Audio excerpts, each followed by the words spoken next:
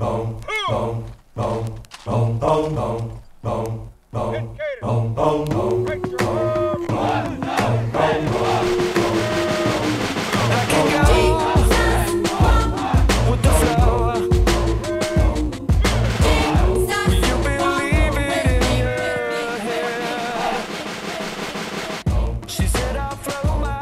the battle is back. It's me, Daniel Levi, your host. We're going to be talking to Jimmie Rivera. He's the number 5 ranked bantamweight on planet Earth. He just beat Urijah Faber. And man, I've never heard him more fired up before. So we're going to be talking to him first. And then I got Doomsday Howard joining me, the vet. He's got a special coming out with 60 minutes. That's a big deal. And this Friday, he's taking on Khabib Nurmagomedov's brother in World Series of Fighting. Then I'm joined by my boy, Dave Vitkay, fresh off an 8-fight win streak. I mean, this is a guy that when he was 19 years old, he was fighting UFC vets on 2 days short notice. Now, he's trained by the right people. He's really putting it all together, hence why he's on an 8-fight win streak. And finally, I'm joined by Austin Springer. He's fighting Julian Erosa this Saturday. First up, Jimmie Rivera, here we go. Joining me now is the number 5 bantamweight on planet Earth. I'm talking about Jimmie Rivera. Jimmie, welcome back to Half the Battle, man. Hey, thanks, man. Thanks for having me again. Absolutely, man. So, first thing I got to know is, how's your eye doing? It's much better. I got to finally train today. It was freaking awesome. I was so happy about it. Like, you don't get to do what you love, and it takes a while. So I finally got to do it. I was so happy. So you're 100%? Yep. Awesome, man. That's what I like to hear. And I heard you were recently in California. Were you stopping by the California kid's place and giving him a little eye gouge? Nah, actually, my uncle had a business trip, so I took a little family thing with him. I don't get a lot of time off, so I took a little weekend off just to kind of relax and hang out. And I have a good friend that lives out there, and we did some family stuff together. We went to SeaWorld, which was awesome. And we just, we did a couple things together. There was a lot of dinners for his work, and it was cool just hang out, kind of get away from everything, and just relax and enjoy some freaking nice weather too, man. It's beautiful out there.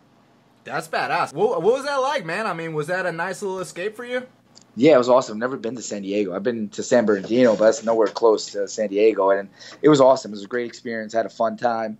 I would definitely do rent a place out there for a week and that's on the beach and just chill, surf, and hang out.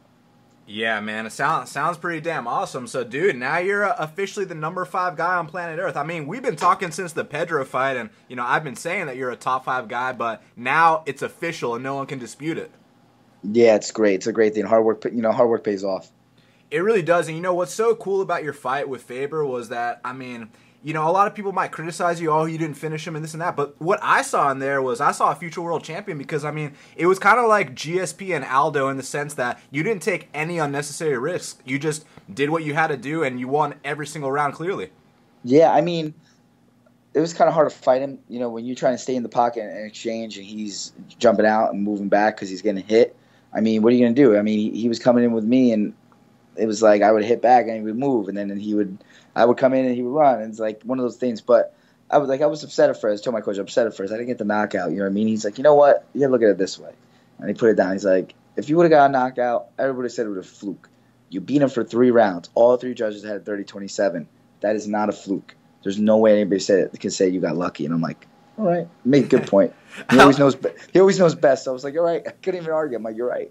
I like how your coach thinks, man. I mean, like I said, the way I looked at it was, look, this is like a GSP or Aldo performance. I mean, no unnecessary risks. You're doing everything you want to do, and you're clearly winning the fight. Now, obviously there was the unfortunate low blow and eye gouge, which, as far as I'm concerned, were both intentional because when you fight a guy that doesn't do it intentionally, after it happens, they automatically give you a high five or a hug. With him, I say the same thing all the time. I was saying that same thing all the time. Like, what the fuck? Yeah, he had zero remorse, man. So for you, what was it like to restarting the fight after taking those fouls? I mean, I'd rather take a ball shot than the eye gouge. The eye gouge, I couldn't see. I was blind out of my right eye for the last 3 minutes of the fight. It was hard. It was pretty hard to fight. You know what I mean? It was very hard.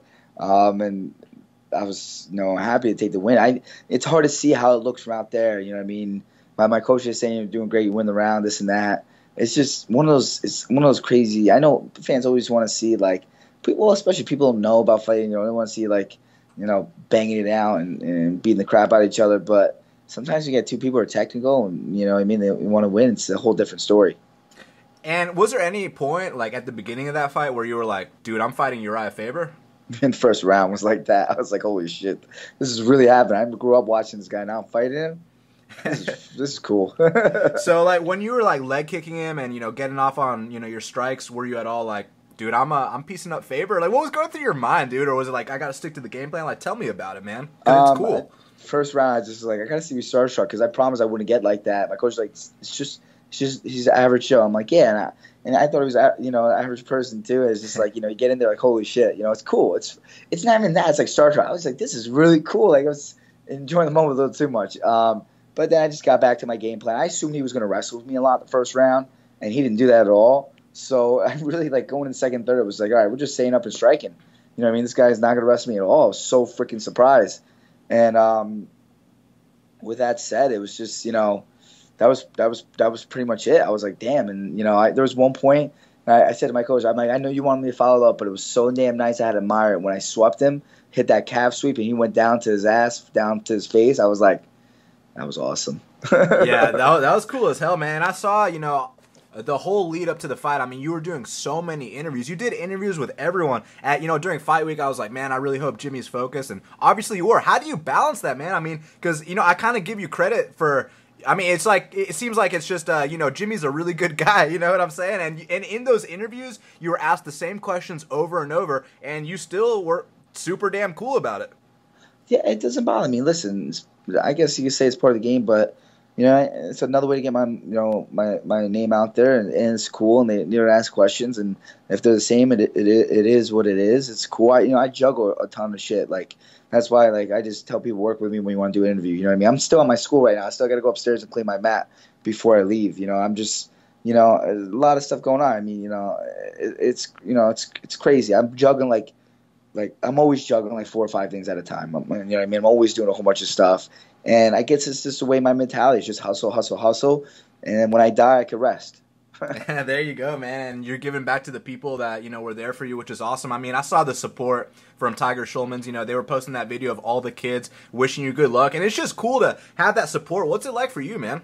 It's awesome. It's a great thing. I appreciate it so much. I can't say, I don't know how many times I say thank you. It won't ever, saying thank you is just like not enough. And I don't know what else to do besides saying thank you to really show, it's just an awesome thing. My goal is hopefully one day to bring that belt back home and really show them, I did this for myself, my family, for my fans. And, the biggest thing, I did it for you guys. You know what I mean? You guys supporting me and being there for me, and, Tiger Schulman's all the way. And speaking of the belt, is that what's next? I don't know. I'm waiting on the call. I don't know. I'll see what happens. I called Shelby. I spoke to Shelby twice already. He's waiting for after this weekend to figure out what's next. So I'm just kind of sitting here and twiddling my thumbs. I'm training though, which is nice, and just kind of sitting to see what's going to happen. You know what I mean? I don't know. I don't know what's going to happen. I don't know what they're thinking. Like, you know what I mean? Like I heard talk of Cody and Cruz. They both wanted it, so okay, that'd be kind of it.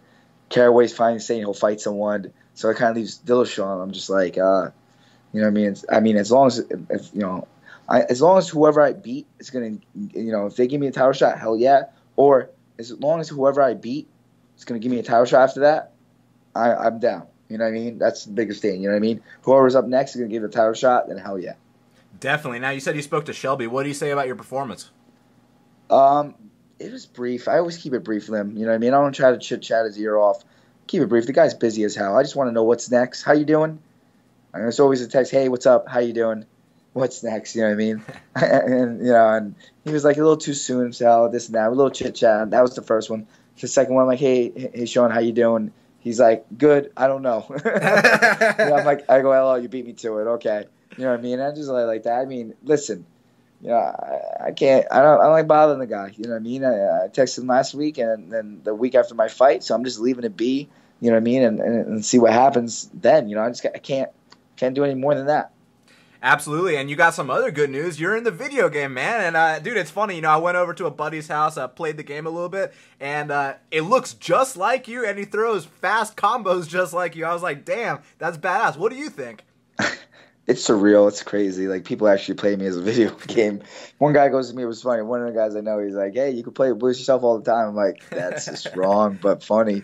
It's cool. You know what I mean? It's a cool thing. I think at the end of the day, everything that comes is from working hard and having good people around, good support group. It's cool. It's surreal now. You know what I mean? It's like you know, it's unbelievable in a way, but it's cool. You know what I mean?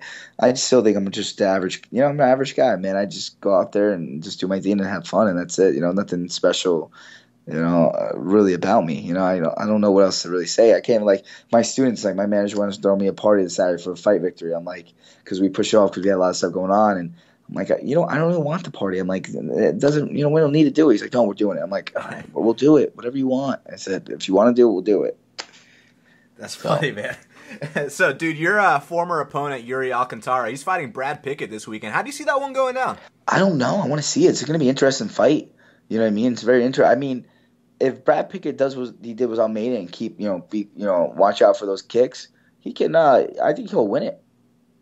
Here's my thing, man. Obviously, we know with Yuri, sometimes when he gets taken down, he acts like he doesn't know how to get up. You know what I mean? But on the feet, how do you see it playing out just on the feet? That's what I want to know.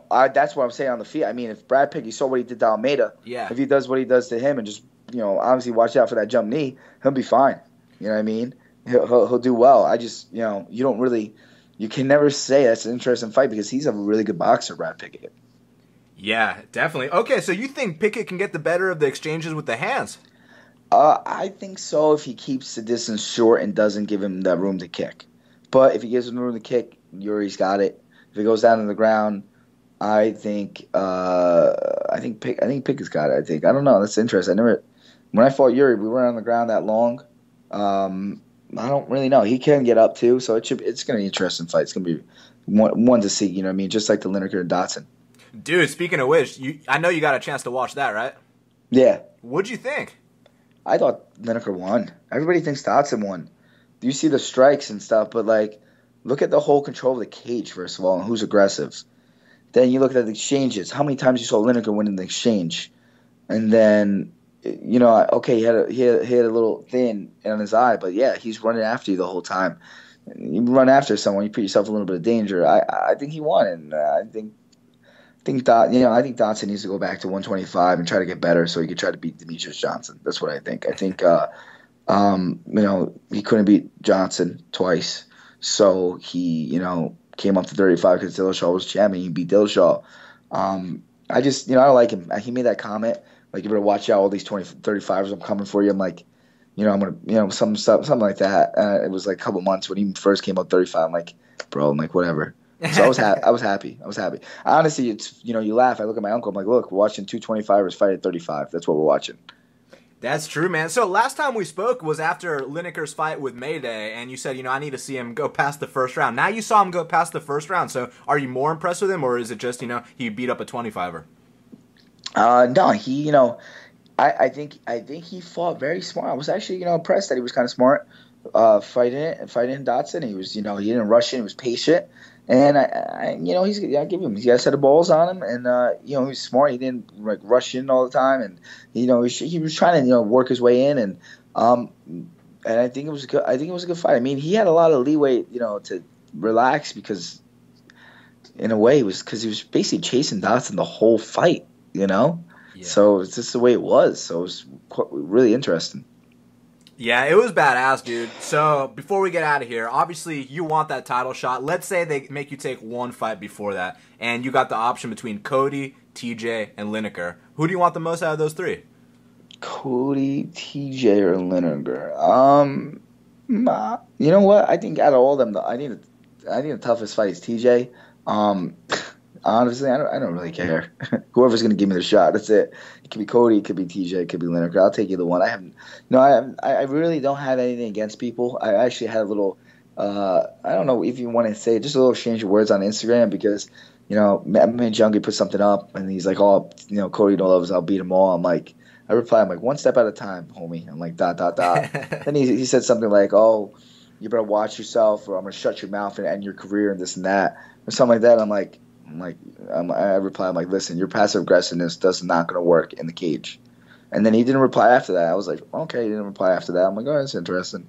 You know what I mean? And it's just like, it's weird to hear him say that. And then I'm getting off the freaking truck after the fight, after coming from the hospital, comes up, shakes my hand, congrats. I'm like, dude, it's like one of those things. It's like, you don't have to be like that. Like, I just thought it was like, it's uncalled for. I'm like, you don't have to say I'll beat them all. It's not like anybody's saying that, like, talking shit to you anyway. The only person talking shit is Cruz, and you're probably gonna get that title fight. Why you gotta tell him you're gonna beat them all? You know what I mean? I'm like, you're kind of in the best shoes of all because Cruz wants a piece of you. You know what I mean? So you're lucky enough for that. So it's just one of those things. You know what I mean? You hear it, and I do love it though sometimes because it just makes me want to train harder. Doesn't get in my head, just makes me want to train more. And like really like, oh, you're gonna fight this guy, I'm gonna fuck him up. I can't wait, Like it's like I don't know. When it's trash talking, it's like I laugh at it, but it makes me want to work harder. It gives me that fuel to the fire, so I don't mind it at all. You know what I mean? I really don't mind it at all. It's just great. It's one of those things. If you know how to control it and then you let it get in your head and let it fuel you the right way in training, then it's like you're excited. You know what I mean? And that's how I got. It was super excited. My coach was like so pumped. I'm like, well, I'm pumped because I haven't trained, but I told him what happened with Cody. He was like, oh, okay. I thought it was funny. So. Yeah, that's awesome. And I mean, I've always known you're a very mentally strong guy, so I wouldn't expect the trash talk to get to you in any way. Because some dudes, it affects them the wrong way. With you, like you said, it just makes you more motivated. No, I mean, look at the thing I said to him. It's like, am I really trying to bash him? Am I really trying to say I'm going to kick your ass? No, man, I don't teach that. Listen, I'm going to teach that in the day, first of all. I'm not a bully. You know what I mean? I mess with my friends, and I'll mess around, bully with them a little bit. That's one of my good friends. You know what I mean? I'm not going to go to some guy I barely know and say, all right, I'm going to shut your mouth. I'm like, all right, bro, bring it then. Let's do it. Yes, do it. You show me how you shut your mouth, and we'll go in there and we'll do it. Because I'm like, at the end of the day, listen, that cage, there's 3 people in that cage. A ref who's going to try to stop me from killing you, and then you. And that's it. There's no one else in there. You know what I mean? Absolutely. and that's really what it is at the end of the day. It's just me and him in a cage locked. It's just funny to see it. You know what I mean? It's funny to see how people are. You know what I mean? I think, I was telling someone just now, I just did an interview a little while ago. I said, they were talking about Conor McGregor, and I was just like, all right, you got Conor McGregor. You know what I mean? If you've ever seen did you see Hands of Stone yet, Dan? Hands of Stone, the movie? Yeah. Yeah, bro. You can't tell me like what Conor does is exactly what Roberto Duran did to Sugar Ray. And then the second time he fought, Sugar Ray was so smart and did the right things and didn't let it get to him. Like, he was just like, that guy's a nice guy. Like, I'm going to be friends with him afterwards, this and that. I'm like, Sugar Ray, messed up the first time, but he learned from it and did it right the second time. I think that's how you handle a Conor McGregor, and that's how you handle anybody who's going to talk trash talk. It's like, well, what it is. Who cares? You know what I mean? You know what I mean? What are they going to say? I mean, listen, you always heard that. You know what I mean? People, say stuff, but always actions speak louder than words. And that's what it comes down to. Absolutely. It's funny. Another guy was calling you out, and you guys got some history from back in the day, but he's not a top 5 guy, so he's not even on your radar. But what'd you think when Sterling was talking a little? Sterling could go F himself. You know what I mean? He was one of those guys that ducked me outside of the UFC, ducked me in the UFC. And you know what? He could keep waiting on that line. You know what I mean? He's going to say all this stuff, and then he's going to be like, because some fan got in and kept tweeting, and I don't tweet fans. You know what I mean? I won't argue with a fan that's, I'll respond to a fan that is for me. I won't argue with a fan that's against me. I'll let them be. Everybody has their right to their opinion. I really don't care. It don't even really bother me. People will say stuff, and I'll be like, all right, that's cool, whatever. Or they'll say stuff, and I'll be like, oh, they said that. I forgot all about it. I don't really put it back in my mind. I don't care. So with Sterling, like some guy was saying stuff, it was for me. He's like, oh, you have other people, fighting battles. I'm like, no, I just don't jump in. I don't chime in. It's not my. Someone wants to say something, they say. I mean, Sterling, like, there's so many other people that were for Sterling saying stuff to me, and I'm like, all right, I wasn't saying anything to them. I'm like, it's cool, whatever. You know what I mean? But I just think, he lost to Brian Caraway. Do I have to say more? You know what I mean? Like, I hope that seeps in. And then, you know what? There's a New York card coming out.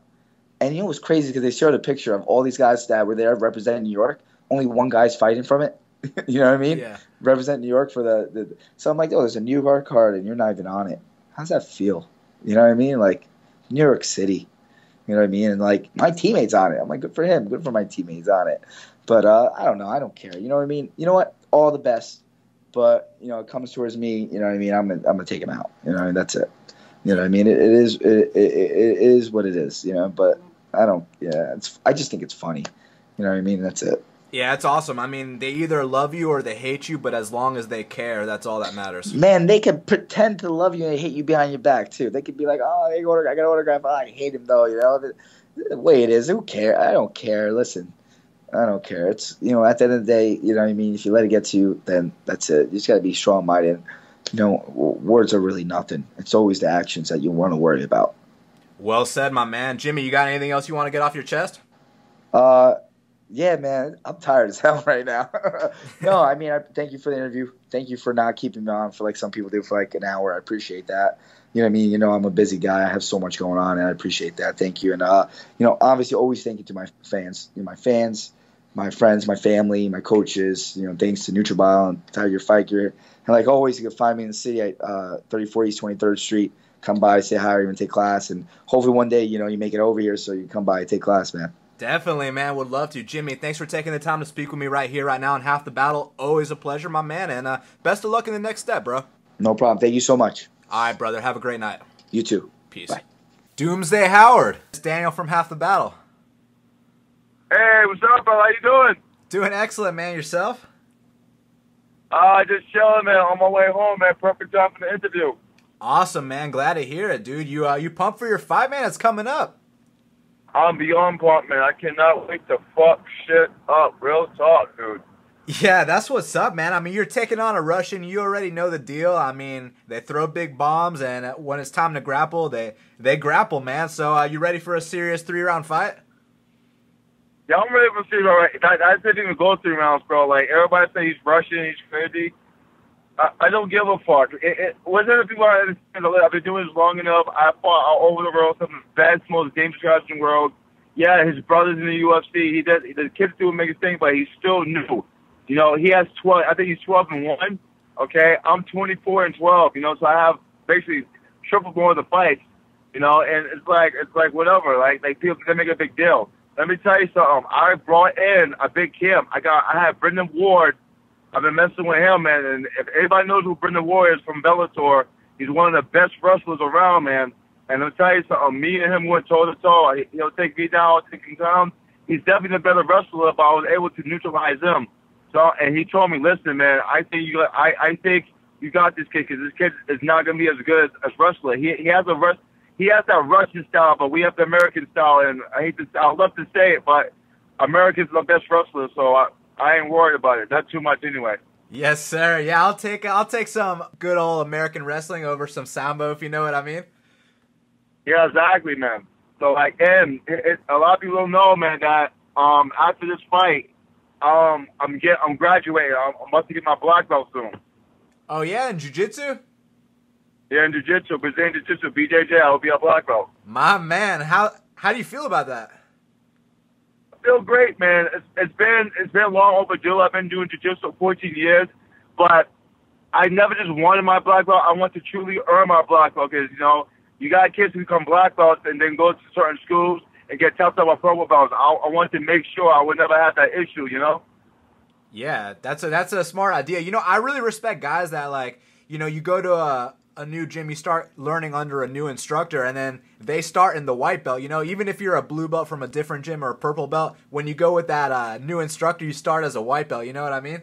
The way I did it is I have multiple instructors, but the way I do it is I wait to every instructor I've been in contact with or roll with approves my black belt. Listen, what you think? You're ready. What you think? You're ready. So between Daniel Gracie, David Ginsburg, which is my instructor, Carlos Neto, which is a big black belt in Boston, different black belts. I went to their gyms and I was like, listen, can you test me? Can you just roll with me and really give me your best and tell me what you think? And everyone wants to listen. When you're ready for your black belt, go get it. You deserve it. It's about time. So I'm more than honored and happy to accept my role as a black belt.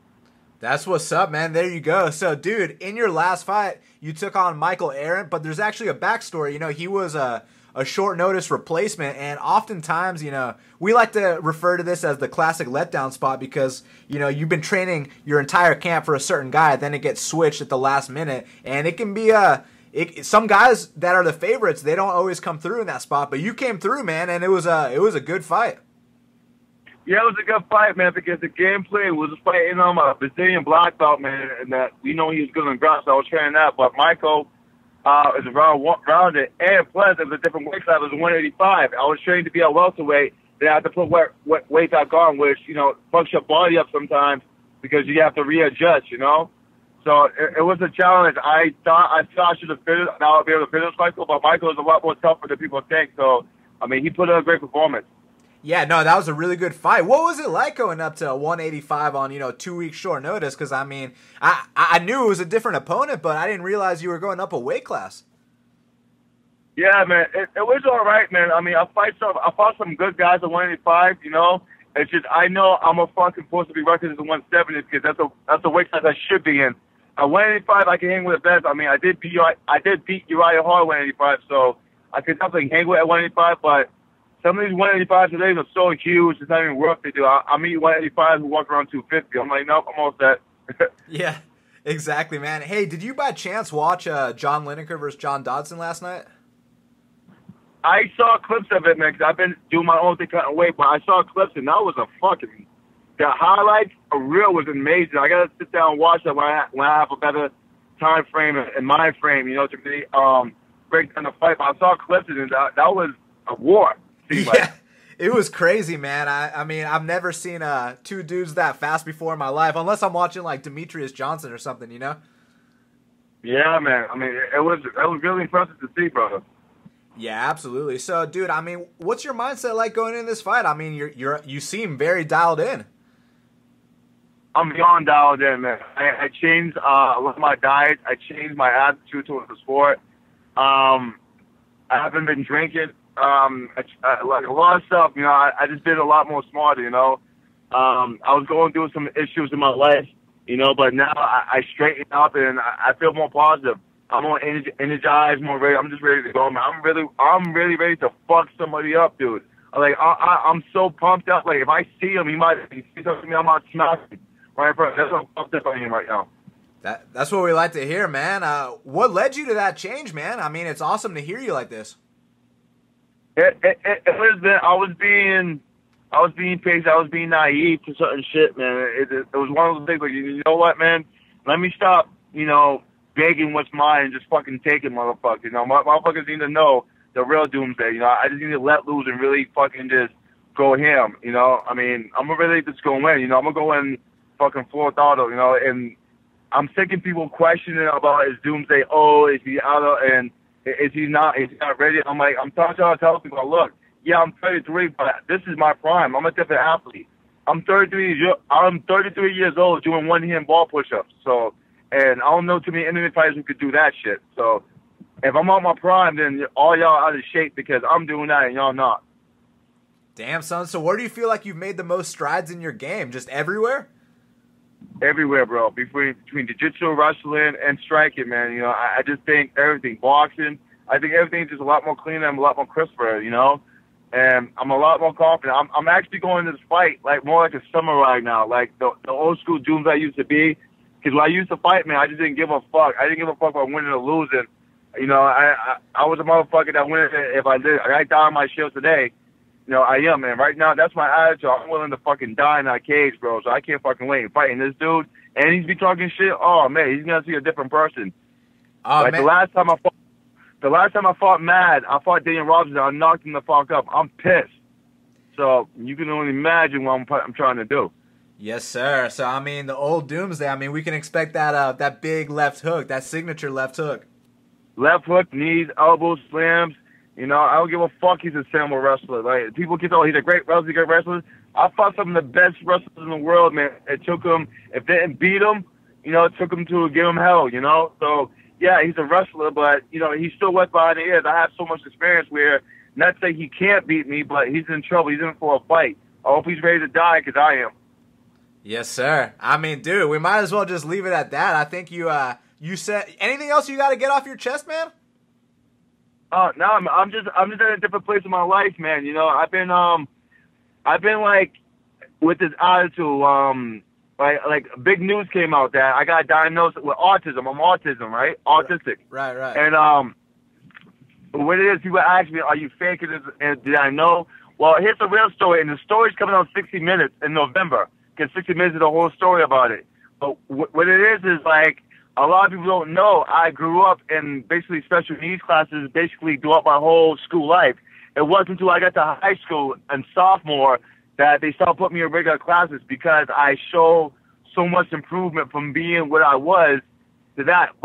And back in those days, you know, they didn't really have a clear diagnosis for autism. And me going to a Boston public school, they really didn't. They were just lazy. They didn't diagnose me. They was like, listen, he has problems, and put me in those classes where I had to kind of, you know, find my own way.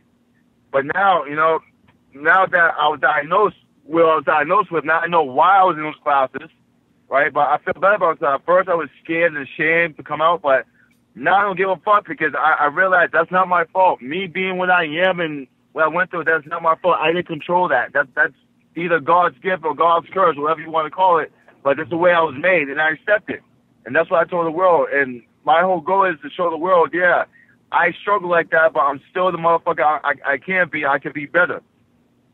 Yes, sir. Hey, and big props to you for that, man. It's cool, man. Being autism at that time, and I didn't know what it was, man, but being in that state of mind and that type of environment in school sucked, man, because you was teased, you get bullied, man, and that's one of the reasons why I really got into fighting, because I got bullied and beat up because, you know, I was special needs and called retarded and all that. Like, I was one of those kids, you know, I was in the class with the kids with the helmets on and shit. I was in that class for years, bro. So, and didn't know why. But what it is like when you get teased and bullied, you eventually build up a tolerance of getting beat up, and you stop beating motherfuckers, right? Like, and it's funny, like, it just feels good to come out and say that. But like at first I was ashamed, but I'm actually really proud of myself because I look at what I had, look what I did. And look at my result, you know, even like say worst case scenario, like shit just flops right now. My success of and me being diagnosed with that and not knowing, but still how successful I am, speaks in volumes himself, you know. And I was ashamed at first, but I'm really proud of myself because I beat the odds. Well, you can't tell now, but I had a bad speech impediment. I couldn't put words together and sentences together. I couldn't pronounce. Like, I still have a hesitation on a speech impediment now. But because I worked over years and years of counseling and therapy and all that, I'm able to communicate better. But my communication skills were so off where if I say a sentence and I couldn't say one word, I just wouldn't say the sentence. And that was my issue, you know. But like the funny part is when I got to high school, not only they put me in like regular classes, at one point in time they put me in an advanced math class because my math was really good. And it was weird to be in an advanced math class and still be in special needs class about other things, but at least I have that. And it's weird because I did some research. Autism, you know, a lot of kids are a lot smarter and develop a little bit different and do a lot of things. Like even Einstein, he was autistic. A lot of people don't know that. That genius motherfucker was an autistic person. You know, and that's Einstein? Yep. Damn, I didn't know that. Yeah, he was autistic. I Googled it. I'm like, are you serious? He was autistic. And it made me more proud because there's a lot of people. Napoleon, another historian, he was autistic. I didn't know that. A lot of people in history was diagnosed with this and did great things. So is it almost like there's a misconception surrounding autism then? It is a misconception. People relate autism being retarded, and it's not that. What it is autism, it's a development stage. You just learn a lot different, and you don't develop certain skills until later in life, it seems like. You know, and the spectrum of autism is so everywhere that there's no, like, proper way to diagnose what type of autism. Like, there's Asperger's, and that's a form of autism, and there's so many different forms. But I know people who with Asperger's, they, like, wear socially, they wear social stuff, but they're geniuses. They're beyond smart. So it's like, people think, oh, they think it's a disadvantage, and really it's not, because like there's certain things we excel at, you know, having this diagnosis. Yeah, I mean, it's interesting, man, because I mean, it's just like, to me, it's just different personalities, but I guess they got to put a label on it. Yeah, they got to put a label on it, and like because I came from a poor neighborhood in Boston public school. They really didn't put a label on me. They was like, oh, he's slow, he's not catching on, okay, he must be in here, and that's what they did to me. And then because of that, I got bullied and I got beat up, and I seen a life through a special needs child's eyes. You know, how they get abused and how teachers mistreat them, and how, like, basically not only the students mistreat them, that the students and the teachers basically treat these kids like second-class citizens, like that. They were like, you know, they wasn't even worthy to even be around. They're like, they made it seem like it was like they was doing us a favor that they let us live. That's the way they treated us.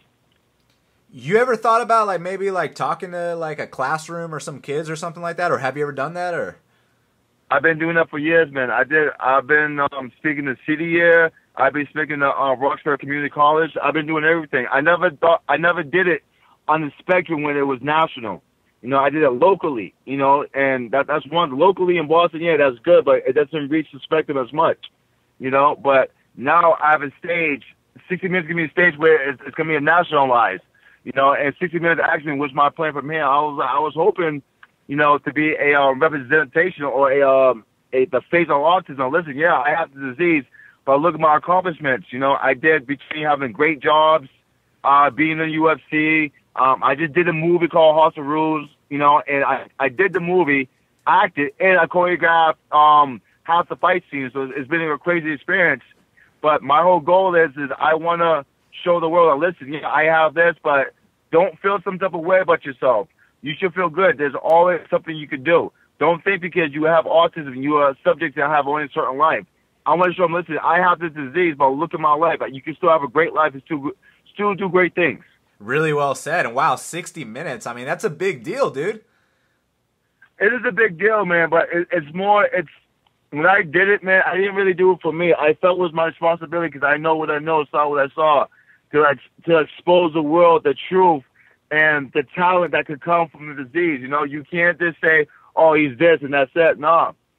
These kids can do great things, man. I see them with my very own eyes, and I'm a perfect example of it. You know, look at me now. So when did you find out? What happened is I went to get a neuro exam.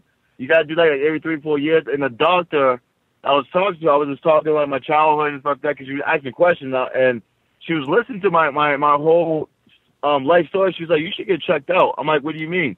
She said, you should get tested. I'm like, I'm 33 years old. Why would I get tested? She said, well, believe it or not, there've been studies that older people are coming out that autism get diagnosed later in life. And I never knew that.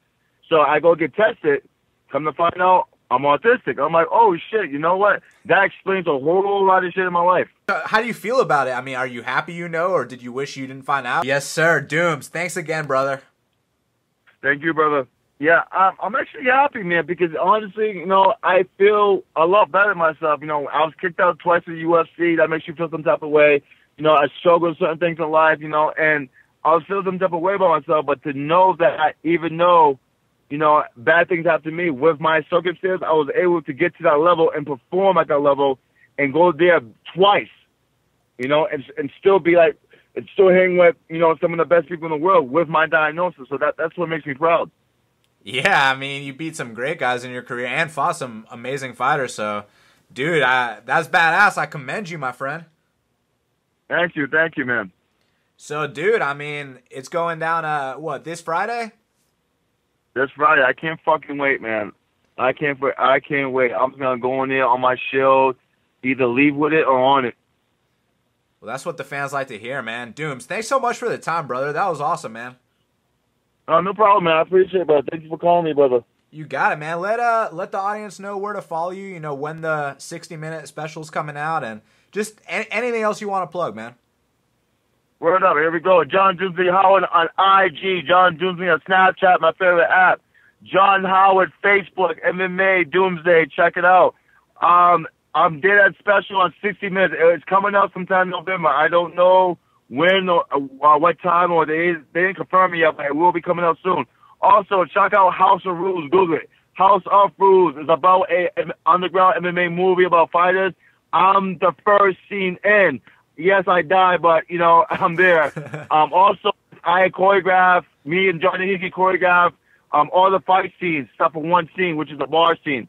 I just want to tell the world, listen, guys, you know, I think it's about time people need to wake up about this autism and start treating it like it's a counterfeit disease, like it's something bad, where it can be something positive. And I just need help. I need help to push this. Let's show these kids that, listen, yeah, they might have the disease, but they can do great, better things. You know, if I need a national stage, if I get backing a stage and the support, I'll be the face, and I'll try to inspire the world and be the person for them and show them the way to do. I'll use my story as an example for them, but I need help. You know, me coming out, I came out and did some stuff, but now I need help. Let's show these kids can do it. It's not about me no more. It's about them. Let's help move them and motivate them. Let's go. Joining me now is the A-Town Ogre himself, fresh off an 8-fight win streak. I'm talking about Dave Vitkay. Dave, welcome to Half the Battle, man. Appreciate you having me, man. Absolutely. It's my pleasure. So, dude, we got a lot to talk about. I mean, you've had an incredible career. You've been through every setback imaginable. Now, with a lot of guys, you know, they'd quit the sport, they'd go running, but for you, you put your head down, you grinded, and now you're on an 8-fight win streak. Yes, sir. So tell me about it, man. I mean, how did that go down? What was the change that led you to the current success you're having? Well, I think it's a lot of things. I think just surround yourself with the right people. Also, having a good schedule a good training schedule and sticking to it and fucking wanting it more. Yeah, definitely. You know, what's interesting about you, man, is that you've been fighting for such a long time. You know, now you're in your early 30s, but back when you were a teen, you know, back when you were in Detroit, I feel like you would just take any fight. You know, they'd be like, hey, I want you to fight a UFC vet on a 2 days notice. And you'd be like, okay, I'm down because you love to fight. So tell me about the early days of Dave Vitkay.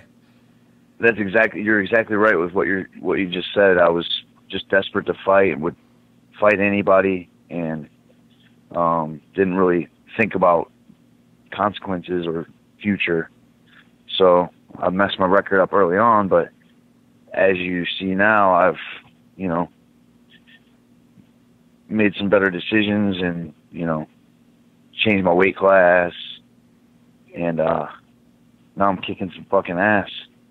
Yeah, no doubt about it, man. So, I mean, were you, like, managed by just the wrong people back in the day? I mean, because taking those fights, man. I didn't even have a manager. They would be like, hey, you want to fight? Hell yeah. All right, out here in Minnesota, you know, next week or 2 weeks from now, and I would do it. So what was the first fight you ever got into before you became a pro fighter? You talking legit fight or street fight? Oh, I'm talking street fight. I got many street fights.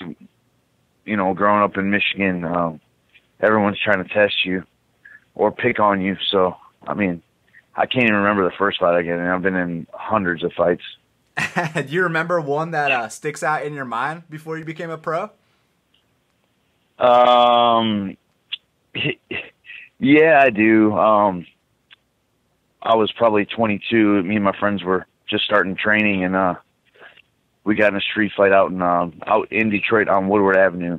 And you'd have to hear it from them, but it was pretty nasty. It was like 5-on-5, and we ended up, you know, kicking the shit out of them, and we ended up walking away, and they didn't.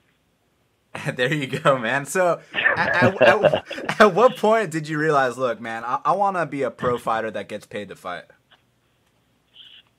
You know, it was one of those things that you have to be passionate about, and I'm just drawn to it. I can't explain it. I just love the competition. I love the lifestyle. I just want to get back into Bellator or possibly even UFC before my career's over. Yeah, I mean, speaking of Bellator, a lot of people might not know this, but you went 3-0 in Bellator. You set the record for the second fastest submission in Bellator history. The guy that has the first fastest is actually a buddy of ours. We've gone to lunch together, the three of us, before. But yeah, man, you got the second fastest ever. Why the hell didn't they call you back? I have no idea, man. The new owner took over, or Bjorn Rebney stepped out. They got the new guys in, and I've noticed they took a different route of, you know, signing a Ken Shamrock and Hoist Gracie and guys like that, and kind of kicking guys like me to the curb, you know? Yeah, it's bullshit. You know, we started this hashtag bring back Bjorn, you know what I mean? But dude, on a more positive note, you fought for legacy, you know, a couple times actually. You finished the first 3 fights you had there, and I heard an interview with Mick Maynard, who is now the UFC matchmaker, and he said Dave Vitkay is a UFC caliber guy. So I mean, as far as I'm concerned, man, Stay in shape because you might get that call soon. Absolutely. I agree. That's awesome that he took over.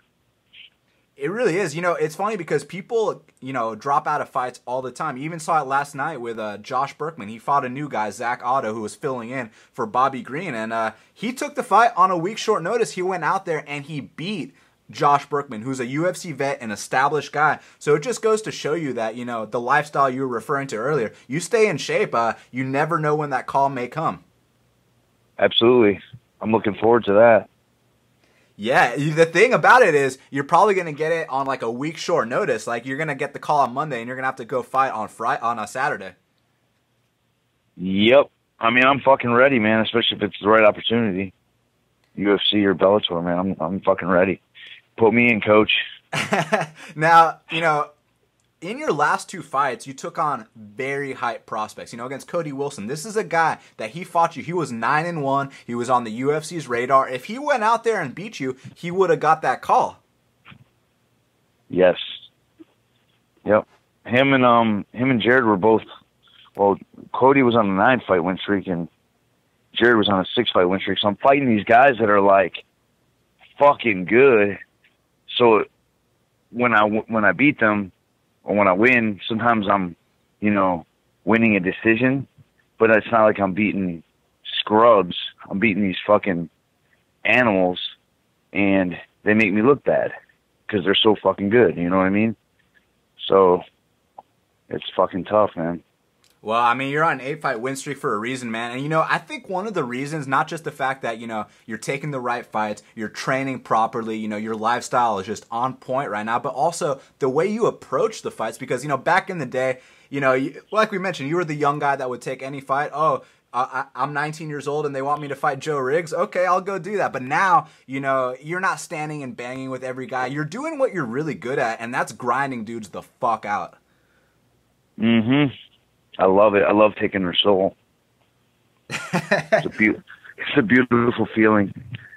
So for you, was it a matter of, Adam DeHart, that was the fight where your win streak started that you're currently on. In that fight, were you like, okay, I'm just going to do what I'm good at, or did it just happen naturally, or what? Because in all these fights, man, the 8-fight win streak, you've really just been catering to your strengths. Yeah, I mean, you really nailed the nail on the head right there. I was about to give up, and I just had one more, I just didn't want to quit. I wanted to give it one more shot, so they offered me the Adam DeHart fight, and I took it, obviously, and I won it, and then I got the opportunity for Bellator, and then I won 3 in a row there, and then it just motivated me to keep training, keep going forward, and now I'm 8 fights deep win streak, and I want to keep it fucking going. Yeah, I mean, you went 3-0 in Bellator, you went 3-0 in Legacy. You're currently holding the NFC welterweight title, so I mean, you kept it going for sure, man. And there's no doubt about that. And so you mentioned how you were contemplating retirement at one point. Then you got that win over DeHart, and I mean, what did that do for your confidence, man? Because obviously it translated to your current 8-fight streak. Well, I always knew that, I had, potential or ability to win fights. I just needed to surround myself with the right people and believe in myself. And ever since I started doing that, have the right people around me and, just positive thinking, it's really helped me. And each win just gives you a little bit more confidence, and I mean, there's no 170 you put in front of me. I don't think I can, I think I can beat any 170 you put in front of me. That's the confidence of a world champion right there. And it's funny because a couple years back, before you were on this streak, you and I went out to lunch with the guy that actually set the record for the fastest submission in Bellator history. And at that point in time, I asked you guys, do you guys want to go to the UFC? His response was, yes, I want to be in the UFC right now. For you, it was like, I'm not really sure, this and that. But then everything completely changed for you, man. It's a complete 180 where you are now, because now you're on the cusp of getting that call. Uh-huh. I agree, man. So I'm right fucking there, man. I need like, someone to get sick or someone to fall off, and give me a call, give me a chance. Now, for you, how has it been? Have you been able to, not fall off the edge at all? You stay in shape. I mean, you're always in the gym. You had your last fight, then the next day you're in the gym. You're that kind of dude. So, what made your work ethic so strong? Well, I wasn't always that way, Daniel. Being that I'm a little bit older, I'm 36. You said early 30s. I'm actually mid 30s. So, I realize that there's not much time left for me, and I want to take it as far as I can. And, I want to make it to the fucking big show, man. Fuck yeah. So speaking of, good welterweights, you said you could compete with any welterweight. I 100% believe it. And Wonder Boy is fighting the champ, Tyron Woodley, for the welterweight belt. How do you see that fight going down, man? Because we got, the best karate practitioner of all time in Wonder Boy versus a tactical freak athlete in Tyron Woodley. I'm probably the worst guy at calling fights or betting on fights. I mean, either guy can win that fight. It depends on if Tyron Woodley can close the distance and get his hands on Stephen Wonderboy, or if Wonderboy can keep the distance and keep the range and, pick his shots. It just really depends on those two things. Now, let me ask you this. How do you maintain your focus in your fights? Because, your style, you're a serious grinder. You remind me of a welterweight version of Darren Elkins, who's, he's a total badass in the UFC. And, with certain grinders, if you stuff that first takedown, you make them pay, they're gonna look for the door. They're gonna quit. For you, if someone stuffs your first 3 takedowns, you're gonna wait for that 4th to take them down. Yeah, it's just a matter of time, man. I really don't think anyone has my cardio when it comes to mixed martial arts. So I know that if I go 100% from the beginning of the bell to the end of the bell, at some point in that fight, he's going to crack and he's going to break. And as soon as he does that, I'm going to stomp on the gas pedal even more and fucking go after it more. And, that's how I've been winning my fights. I crack him about halfway through the fight and,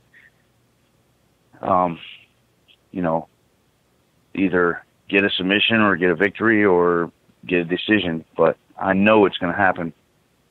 Now, is your relentless grind, is that due to your maturity? Because, back in the day, if you want to get that first takedown, then you'd start slugging it out and stuff like that. And, that's when some of your losses would come. But now you're so disciplined in there, man. Is that just a result of your maturity? Yeah, exactly. I think you nailed it there. Just having confidence and knowing that, all right, as soon as I feel this guy wilt or feel this guy start to break, I'm going to go after harder. Because, the first round for me is usually, it's not necessarily a feeling out process, but it's sometimes I get my ass kicked the first round, but I'm never going to give up. I'm going to keep coming fucking forward. And eventually they get tired or they break. And I just feel like I don't get fucking tired. I get stronger as the fight goes. Absolutely. Now, do you take influence from a guy like Michael Bisping? And what I mean by that is this is a guy that's been through every setback you can imagine. I mean, you remember when Dan Henderson knocked out Michael Bisping, one of the most vicious knockouts in UFC history. And it didn't stop there. Luke Rockhold stopped him. Vitor Belfort stopped him. He had the setback to Tim Kennedy and Vanderlei Silva, and he still said, look, man, I believe in myself. I want to be the world champion. Then he went out there against Luke Rockhold as a 8-1 underdog, and he knocked him out in the first round for the belt. So do you take influence from a guy like that? Absolutely, man. That's inspiring, man. Guys that don't have a chance, they go in there or on paper don't have a chance, and they go in there and they just go after it. They're the only ones that believe in themselves. And he fucking pulled it off, man. Yeah, that was awesome. Interestingly enough, he's actually fighting Dan Hendo in the rematch this Saturday. You pumped? Oh, yeah, man. That's going to be awesome. Yeah, it really is, man. So, Dave, I mean, what are you trying to do next? Obviously, if you get the call from the big show, you're going to take that. But, what's your timeline? Let's say you get to take one more fight here in Atlanta. When are you looking to get back in there? I mean, as little as maybe a month or two. I'm always ready. I drink beer on the weekends, when I don't have a fight. So when I have a fight, I just, cut the drinking out, tighten up the diet a little bit more, and I just train just a tiny bit more. I'm always training. So just waiting for an opportunity.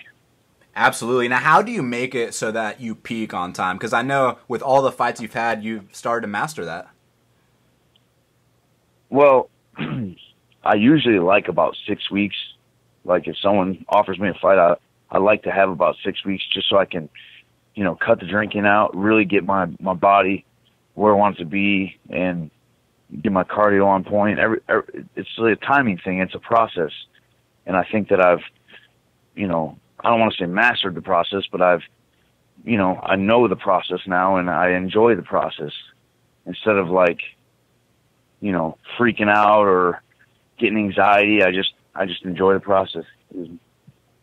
Yeah, that comes with all your experience, man. And dude, what's it like training with, the best lightweight in Georgia and Chaz Walton, the UFC welterweight Mike Graves, and all the badasses that we have at Knuckle Up? Dude, it's amazing. We've surrounded ourselves with all the best guys, and I mean, if you're the toughest guy in the gym, you're at the wrong gym, So there's aspects and areas where each one of us has a good strength. Chaz Walton's long and he's got great striking. Mike Graves has got great grappling and wrestling, and we train with the Lima brothers. They're awesome too. So I mean, we just feed off each other. We all got our strengths, and it's great working together. Definitely. Now, if you make it to the big show, it's kind of funny because, whenever you fight, I'm always like, my boy's about to grind this dude out, and I get so much enjoyment out of watching you break dudes. But for some of the casual fans that don't know you as a person and don't really understand the sport as much, they just want to see two guys stand and bang, they might not really appreciate your style. So as you, start to get an even bigger name, you're going to get criticized. People are going to be like, oh, he's a boring fighter and this and that. How do you deal with that? Or do you just say, you know what, you're not the fucking guy stepping in the ring? I mean, yeah, what you just said, I mean, it takes a lot of fucking balls and courage to get in there to begin with. And then I'm also going against guys, like I'm not going against slouches or newcomers. I'm going against tough motherfuckers, man. And, one punch can end a fight. So I try to avoid as much damage as I can and try to inflict as much damage as I can. And, some people don't like my style, but it is what it is, man. I got shorter arms. I gotta fight the way, I gotta fight to win. Dave, I want to thank you so much for taking the time to speak with me right here, right now on Half the Battle. Always a pleasure, my man. Let the audience know where they can follow you on social media and anything else you want to plug, man. Now's the time. Well, I need to get better at my social media, but I have a fan page, and I'm always on Facebook, but that's about it. What's your Twitter? You know what, man? I don't even know if I don't even know. It's all good. I know it. It's at Dave Vitkay. Yeah. So everybody follow my boy Dave at Dave Vitkay. Yo, Dave, thanks so much for the time, brother. Thanks, Levy. Appreciate you, man. You got it, man. Thank you. I'll see you at the gym this week, bro. Yes, you will. Yes, you will. Later, buddy. All right, see you, man. Joining me now is Austin Springer. Austin, welcome to Half the Battle, man. Hey, I appreciate you guys having me on. Absolutely. It's my pleasure, dude. So you're coming off a nice KO win. You got it in the 5th round of a title fight. What was that like going to the 5th round and then finishing the fight in the final round? So in the first round of the fight, I actually broke my left hand. So that, definitely threw a wrench in the plans. I was a little hesitant to grapple with it because I didn't know how strong it would be. And, when push came to shove and I kind of needed to win the last couple rounds, I started trying to grapple more. And I was able to use it more than I thought. The adrenaline had kicked in, and it didn't actually hurt, and I could kind of force through some of it. And so I was able to kind of get the takedowns, maintain my top pressure, and get the TKO win in the 5th. Was that the first time you've ever had to deal with that kind of injury in a fight? Yeah, it's honestly, I think the first injury I've ever actually had. I've never broken any other bones in a fight, or even in training. So that was the first one. And ironically enough, it happened in a championship fight where, that's where it counts the most, but you got to show off your championship heart. Yeah, there's not very few times, or rather, there's not very many times in your life that you get to kind of face adversity like that. And, I learned a ton about myself and, about what I'm really capable of doing. And push comes to shove. Like before the fight, if you would have said, hey, if you break your hand in the first round, will you be able to keep going? I would have said yes, because I would have, believed that I could. But actually going through it and being able to prove it to myself and kind of test it, there's a certain confidence that comes with, going through situations like that. And I'm glad that I was able to. Yeah, I mean, you just took the words out of my mouth. I was about to say, what does that do for your confidence?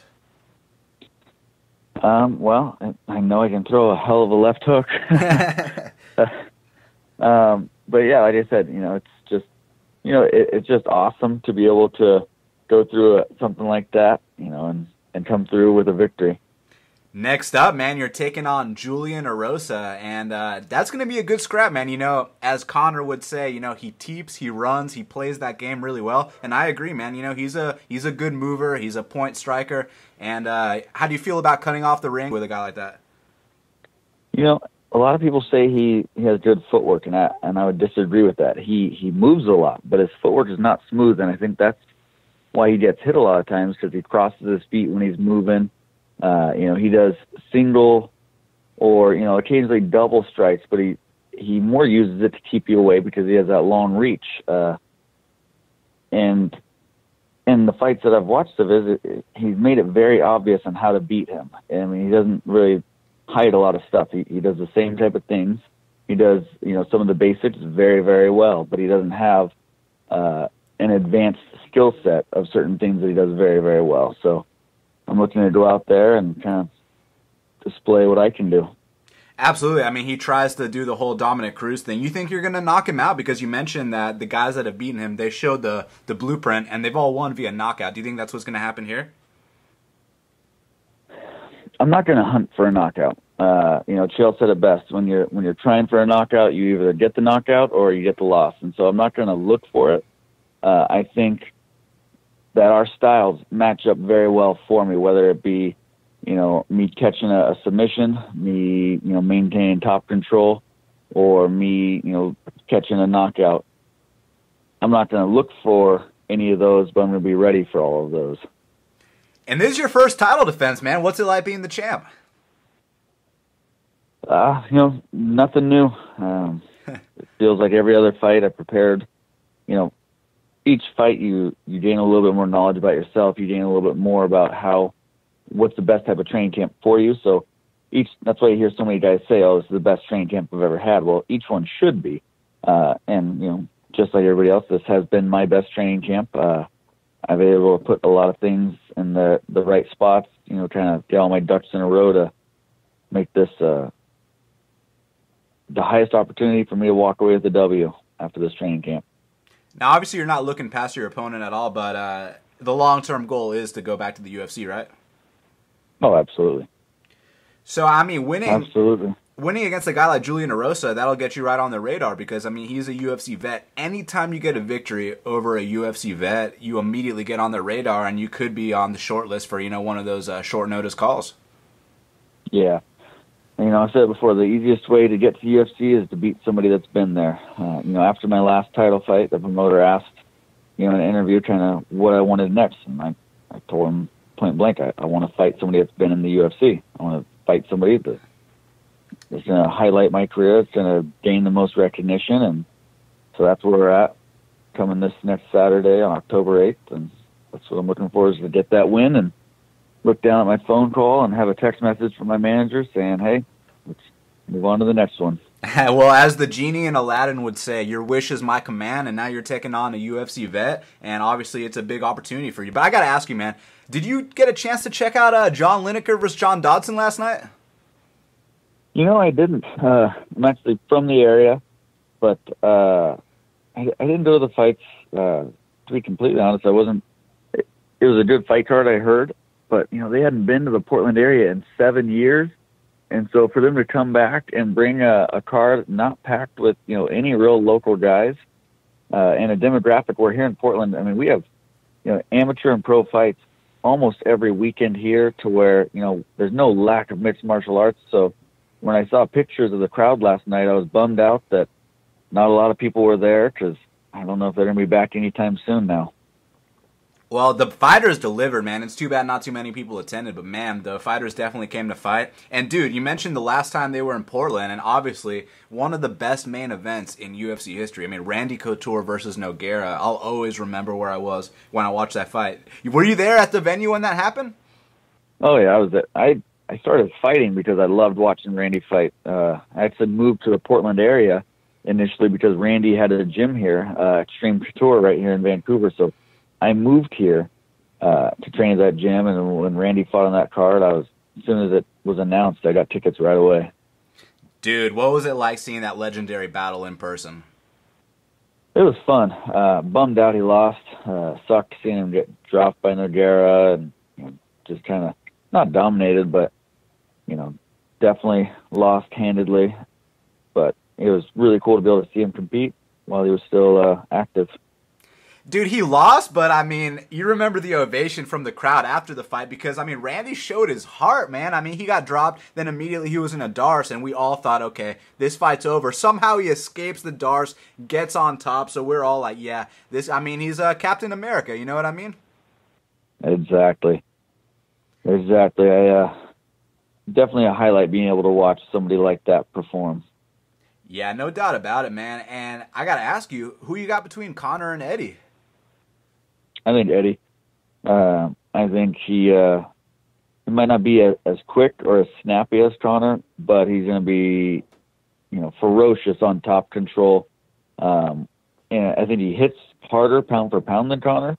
Conor's probably got more timing and more accuracy, but Eddie's got more power. And if Eddie wants to, he has the ability to dictate where the fight goes. And if he wants to take it to the ground, and I think that Conor's going to be in a bit of trouble. Interesting. You think Eddie has more power than Conor? That's the first person I've heard say that. But, I mean, we're all going to be tuning in to find out firsthand, right? Yeah. I think Eddie, has got more, like I said, he's not as fast, and speed equals power. But I think, as far as blunt force, I think Eddie hits harder. Yeah, and Eddie's definitely, in my opinion, he's got to utilize that grind that he used so well against Anthony Pettis. Absolutely. I think, the ability to dictate where a fight goes because of your wrestling is not only huge physically, but it's huge mentally. Like, your opponent knows that, and so they're less willing to engage 100% if they're worried about overextension and, their opponent being able to take them down. So we'll see. Definitely, we will all be tuned in, man. So, dude, you and Julian Erosa at Prime Fighting 8 this Saturday, right? This coming Saturday. How's it going to go down, my man? You got a fight prediction? At the end of the fight, when we go to the middle of the ring, the referee's going to be raising my hand. And still. Awesome, man. Well, Austin, I want to thank you so much for taking the time to speak with me right here, right now on Half the Battle. It's been a pleasure, man. Let the audience know where they can follow you on social media and anything else you want to plug. Now's the time. Hey, first and foremost, I've had some awesome sponsors jump on board this training camp. And what I've been able to do is I kind of took the blueprint for what high-level boxers do. They form a training camp around them with specific coaches that they want to work with. And due to companies like Painting Perfection, Karma Fight Gear, A Affordable Bail Bonds, I've been able to do that. I've gone out to Vegas several times to work with Coach Robert Follis and Brian Caraway, and here in the Portland area, I've been able to go to the Henzo Gracie Academy, and I'm going all around to these different coaches to just get this perfect training camp for me. Other sponsors, of course, like FOI Labs and CA Sales, and all of those sponsors are on my social media, which Instagram is Austin Springer MMA. Same with Twitter, my Facebook account, Austin Springer MMA. And so all of those, my family and friends, everybody has helped out so much leading into this fight. It's been, unfortunately, it's been a perfect storm for Julian Erosa, because October 8th, right here in Vancouver, Washington, I'm walking away with that belt around my waist. Yes, sir. And real quick, man, tell your boy Brian Caraway thank you for cashing that plus 350 underdog play against Aljamain Sterling. That was amazing. No problem. I'll let him know. Hey, brother, best of luck this weekend. It's on the 8th. My birthday's on the 9th, so we'll both be celebrating next weekend, dude. Sounds good, buddy. All right, man. Have a great day.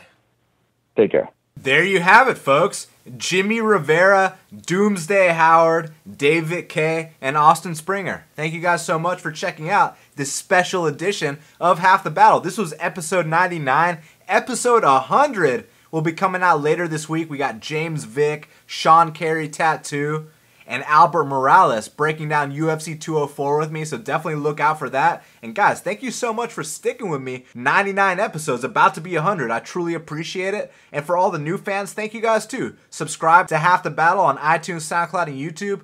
Go to bestfightpicks.com. Follow me on Twitter at bestfightpicks. And until the next time, let's cash these bets.